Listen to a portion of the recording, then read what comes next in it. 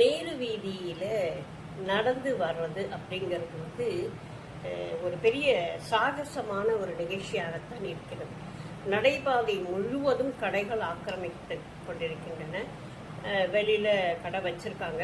அப்படி இல்லைன்னா உள்ளுக்குள்ள கடை வச்சிட்டு இருக்கவங்க வெளியில அந்த பொருட்களை எல்லாம் நிரப்பிடுறாங்க. நடைபாதையே கிடையாது. சாலையில இறங்கி தான் நடக்க வேண்டியிருக்கு. சாலையில 2 பக்கங்களும் வரிசையாக வண்டி நிற்கிது.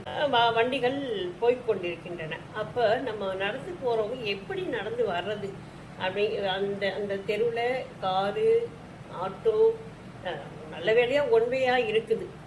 இல்லைன்னா இந்த பக்கமும் அந்த பக்கமும் நம்மளால திணறிட்டு போக முடியாது. அது ரொம்பவே கடினம்.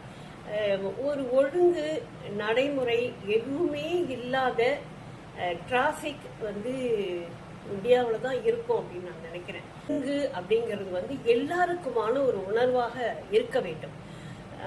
அதை சட்டம் போட்டு தான் தடுக்கணும் அப்படிங்கிறது கிடையாது.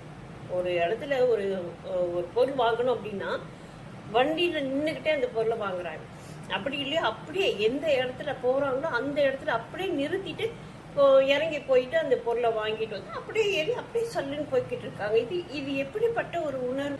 பின்னாடி வர்றவங்களுக்கு எவ்வளவு கஷ்டமா இருக்கும், நடக்கிறவங்களுக்கு எவ்வளவு கஷ்டமா இருக்கும். இதெல்லாம் பத்தி துளியும் சிந்திக்கக்கூடிய ஒரு மனநிலை இல்லை அப்படிங்கிறது ரொம்பவே கடினமான ஒரு விஷயமாக இருக்கு.